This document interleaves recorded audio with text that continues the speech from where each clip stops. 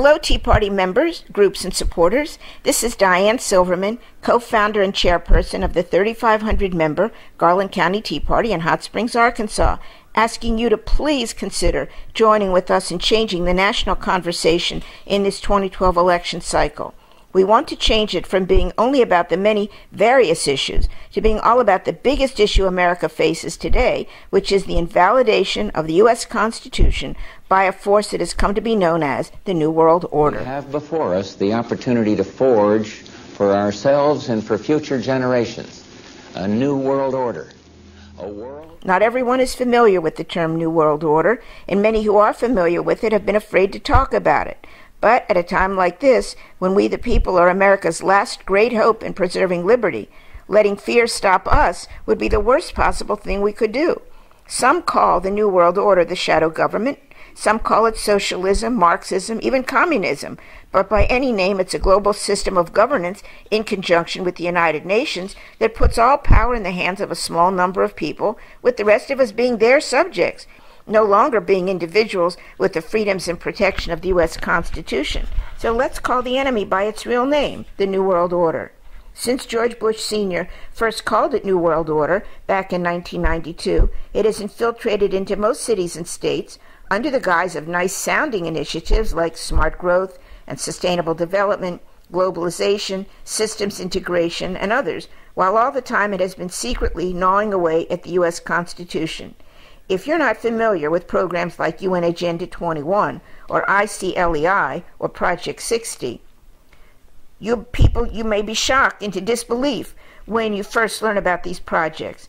But if we, the people of the Tea Party, you and I, if we don't speak about this, if we can't identify our enemy, how are we going to beat it? If we pretend the danger isn't real, it won't go away by itself. So whether we like it or not, it's time to speak out about the danger the New World Order is to the United States Constitution. While Americans were focused on political parties and issues like health care, immigration, the economy, etc., the New World Order has been working to infiltrate our cities and states with programs that are part of Agenda 21.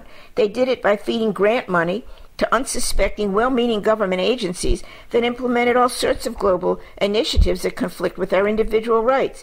Here in Hot Springs, for example, the grants were used to hire an outside consultant to conduct a visioning process for future land use that has as part of it that no one can subdivide his private property, not even to leave it to his children in his will, without prior permission from the local community planning board. The New World Order has even infected the two-party political system. How are we to know that over the years an equal number of top-level Democrats and Republicans both were recruited to sit on the boards of a plethora of organizations and commissions, such as the Council on Foreign Relations, that focus on implementing global governance? Whether the political leaders drank the Kool-Aid or were duped like we've been duped, the result is they are complicit in the New World Order plans to destroy the American dream. Thus, to vote only by party affiliation this time around is to choose to be duped again. Because our leaders are not speaking out about the danger of losing America's liberty to the New World Order, most Americans can't figure out what it is that's turning everything upside down in this country.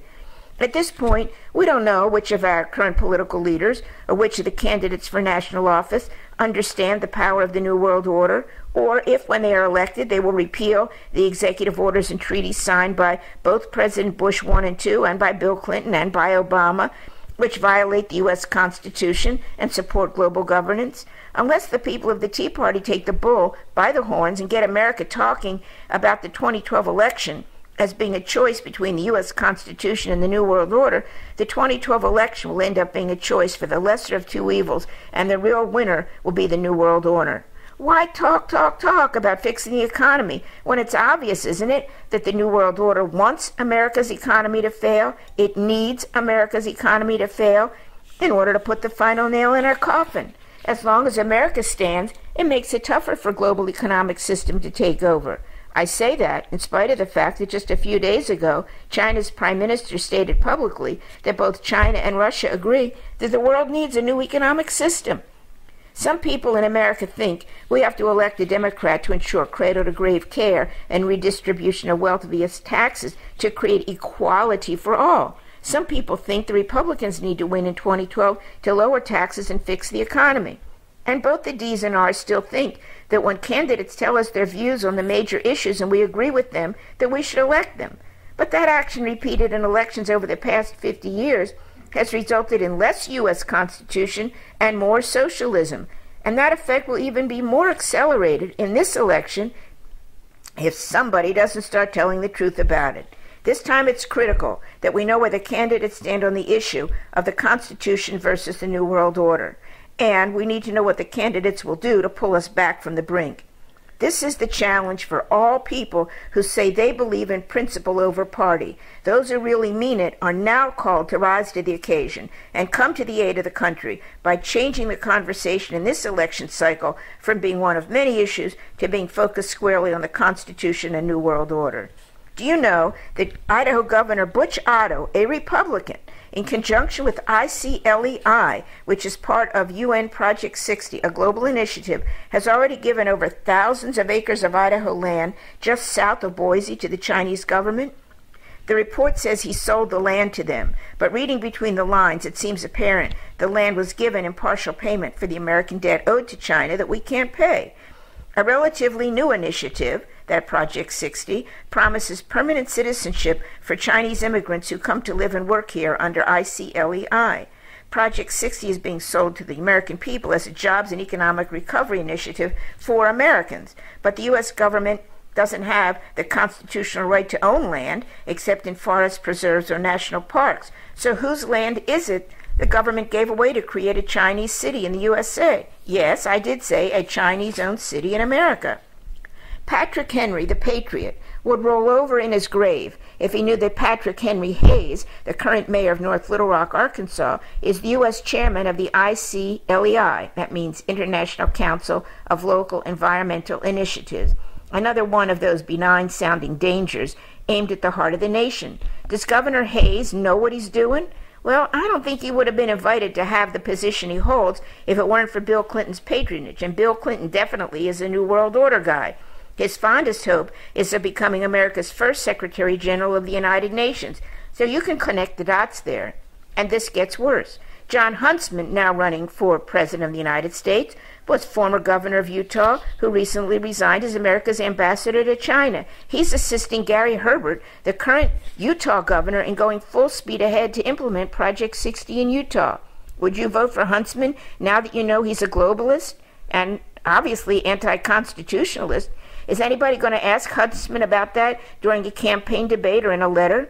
Will anyone be asking Governor Perry how he can equate the Gardasil issue, the North American Highway NAFTA issue, and other items he's approved with being someone who says he's for the U.S. Constitution? Do you know that ICLEI, which operates in conjunction with Project 60, codifies regulations set forth in UN Agenda 21? Do you know that on June 9, 2011, an Executive Order 13575 was established at the White House that covers 16% of the American population who live in rural counties? The Executive Order's Rural Council combines 25 government departments, including Defense, Justice, Homeland Security, Commerce, Interior, EPA, Housing, Health, Education, to name just a few. The stated object of Order 13575 is to increase federal regulation of food production, land use, and implement cap and trade. Implement cap and trade and rebuild America's economy at the same time? I don't think it can be done. Do you? America's ship of state is under almost total control of the New World Order, and none of the candidates is screaming about it. We're sitting on a ticking time bomb. Where are the people who have the courage to tell the truth about it to the American people? If not the Tea Parties, then who?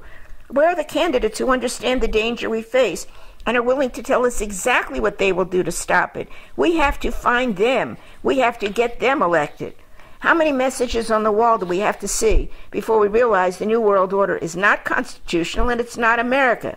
It's a global power grab to control all property and regulate how it can be used.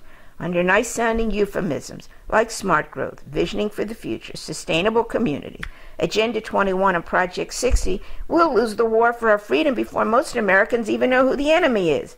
Make no mistake about it. The choice in this election is between freedom under the Constitution or domination and control under the New World Order. Whichever one wins will decide America's fate, and I guess the world's fate, into the future. There is no issue Americans can't solve if we have the rights and protections our founding fathers gave us. On the other hand, without property rights, what good is money? Without First Amendment rights, or have no rights at all, as persons either individually or collectively.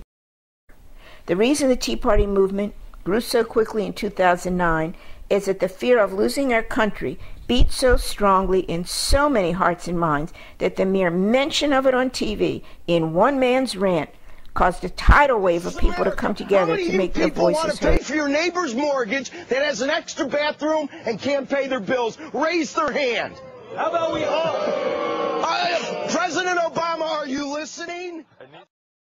By the 2010 election, our movement had become mainstream. Now we have to take the next step and become like a huge brick wall to stop the New World Order in its tracks. If we don't, there will be no use for the Tea Party or any other party, because there will only be one party, the global party. It will rule our lives, and we won't like it.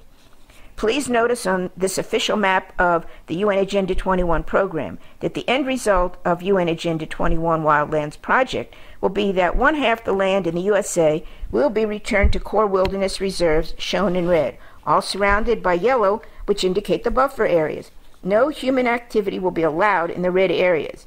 The black areas are ultimately where humans will be allowed to live. Sustainable development, in conjunction with smart growth, seeks to have everyone living in urbanized, stackable eco-habitats. The sustainable city is designed as a self-enclosed area where we will live, work, and play, and commute via mass public transportation. There will be no need to go far because most of the country will be off-limit to humans. Yes, I know the thought of this makes you feel nauseous. If this is the first time you've heard about Agenda 21, ICLEI, and Project 60, you may find this information unthinkable, unprovable conspiracy theory. But if you put forth minimal effort to look up these projects on Google or Bing, you will discover tons of official governmental information proving this is real.